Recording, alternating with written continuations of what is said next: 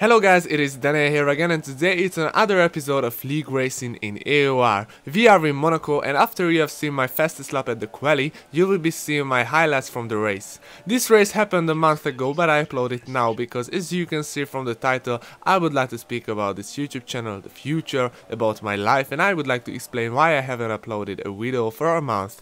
I really need to tell you that you deserve knowing it. As you may know, I am a 17 years old guy, I live in Hungary and I am a student. I study in a high school and I specialized in maths and physics. My school is in the best 10th school of the country and it has very high standards that of course I want to keep up with. I spend there 8 hours every day except of one day, and I travel about 1.5 hours in total.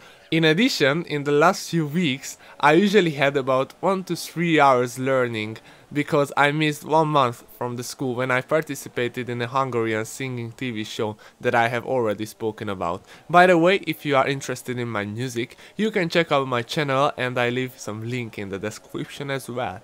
But so, last few weeks, if we count it, that means I spent about 11 to maybe 14 hours just in school, like every day, or doing tasks for school. The TV show where I participated in is the biggest TV show of Hungary as a singer, and I got into the best 8 of the contestants, which is very impressive for me, I guess, from thousands of applications. I still have a few performances around the city, and of course I need to prepare for that. But I don't want to waste your time with saying this, just speak about Formula 1 Life, the YouTube channel. Moreover, I have another YouTube channel where I put videos with Hungarian commentary, and I nearly have 4,000 subscribers at the time when I create this video. Of course, I don't want to let them down, but to edit a video it takes about 2 to 4 hours, and there I upload every second or third day. But it is still just the editing and not the time when I practice to set a world record for an example, or to have nice results in the leagues that I participate in, and of course it takes time as well to record the raw footage.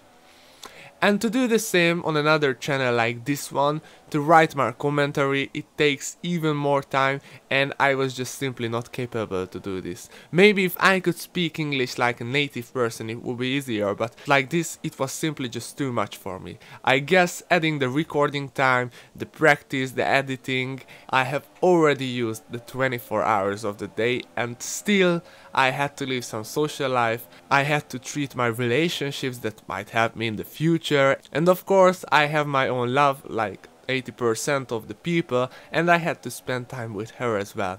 It was not a must, it's a thing that I like and I wanted to do, because human is a social being. So that's why you just have to understand that I was not able to upload, and I don't want to stop, of course. I mentioned that I start uploading videos regularly from this day. But I just had to tell you this, you deserve knowing what's up with me. I made it a little bit complicated. I am really grateful for all the support that I get from you. I really love reading your feedbacks in private messages and everywhere. To just finish the video, I would like to sum up the race that you are seeing now.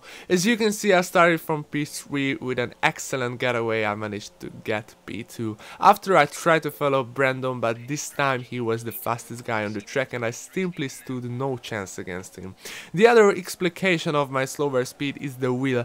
Actually, after 6 years I got my new wheel, a G29. I could have told it to you faster, guys, but I just don't know the numbers in English.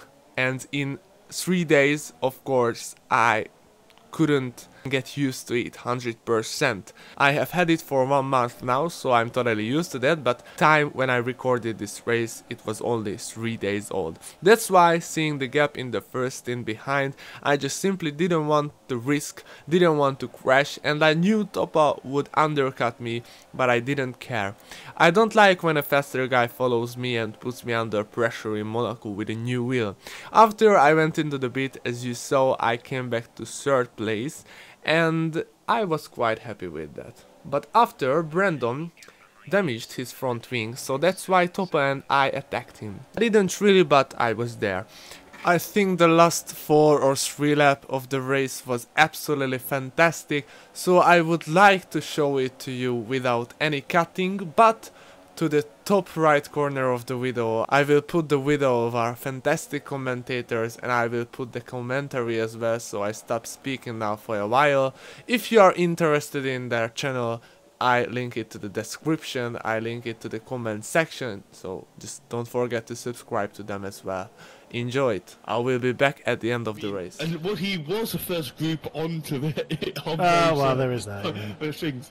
But yes, I know it's I suppose he wants ultimate feel in the pedals. Well, that'll do it. So yeah, there you go. I don't know what else to say, to be honest. Guess who's in? You don't do bare feet. Guess who's in the pits again? It's the Pink Panther. Fizzy is in. He's getting ultra softs on for the last few laps. Why not? Go for the fastest lap. Back up. I mean, I don't even think he had a wing change. No, he didn't that time. Oh, it's a shame that helicam didn't stay on then. I know. I love that helicam. It's such a fantastic view, isn't it? It is. Especially around Monaco.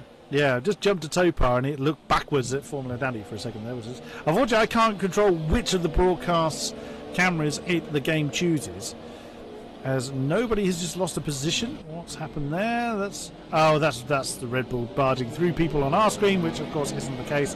He's getting a piggyback then from Arox.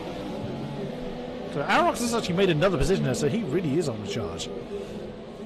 Yeah, that Red Bull and Merc, that looked very similar to the Manus Sauber incident. Well, I say incident when Jules Bianchi overtook the Sauber of whoever it was back in 2000. Yes, was that the only points they scored that year? Only point Manor have ever scored, I believe. Yeah. 9th position, because he would have been 8th, but he got a penalty. Yes, and they're very happy that. That obviously, Man had scored their first point. Well, that was essentially a race victory for them. As yes, that's ACR Nobody. That is pretty much merging himself into Arox's car, but as I think we have safely concluded, that is not actually the case. Oh no, contact between the top two. Now we are going to see. This is where the top two are going to change. Surely Brendan's got a bit of a. Oh my goodness me, there was contact between the top two. Brendan has managed to successfully defend it, but what damage did that cause? Formula Danny's right in there as well. We've got 2 laps to go. Wow, this is so close. I mean, these guys are... I mean, Jesus, I don't know what pressure Brandon's going to be feeling now. Oh my goodness me, there was a tap between Danny and Topar as Topar suddenly jinks over to the left. Oh, left on our screen, but it was right to him. He did keep it out of the wall by the look of it. I'm looking at the time screen. I want to look at other battles going on. I dare not look away from this, because this, depending on what damage people have got, I mean, Topar could have come away the worst out of that particular lot, but we honestly have no idea. And he's obviously fallen a little bit back from Brandon Lee, who does seem to be able to, as we said before, that's a useless camera. He's quick where he needs to be, but it seems to be the corners where he struggles the most. But if he's got damage, that could shuffle this order entirely. Yeah, possibly. I mean, it might be that he's missing an end plate, and that's just going to cost him a couple of attempts to lap round Monaco. Because the speeds are fairly low, losing some aero damage isn't as serious as, let's say, Spa, Catalunya, some high-speed track, whatever. So... yeah, I mean, if he's losing an end plate, then but it is affecting him around the corners clearly. Final lap then, as the top 3 still within a second of one another. Topar is just seemingly losing the traction at the time he needs it the most, but regains through the corners, which it seems to be he's either getting just too lead foot, getting out of the slow corners, or just Brandon Lee is able to just to control where he needs to be in relation to the Topar. Again, Brandon Lee getting the power on sufficiently and early enough to keep the Mercedes at bay. It is going to take a lunge and a half and a mistake combined for this top to change. That's back markers of the Williams and the Sauber you see in the background. I believe that's Kez Failer. Oh my goodness me, getting very good. No, surely not a dive there. Oh my goodness me, that is impact. There's Topaz basically bars his way past the Red Bull. He can't hold it though. He's just hit at Raskas. Danny's now gone through into second. Oh my goodness me, in the closing corners. That's just completely changed. Topaz actually down a position. That's going to be the checkered flag. And Brandon Lee has managed to take the win. As you can see in the video, we had some close moments, and in the last corner I could finally gain back my position with my clever way of thinking. So this was today's video. I hope you all really enjoyed it. I will upload other league races after Monaco as well, because you know I missed some out, but I think you want to see it. So if you like this video, please don't forget to share it, to subscribe to my channel, and you will definitely give me the motivation to just upload and upload and upload. I really care about this. Have a nice day. Goodbye.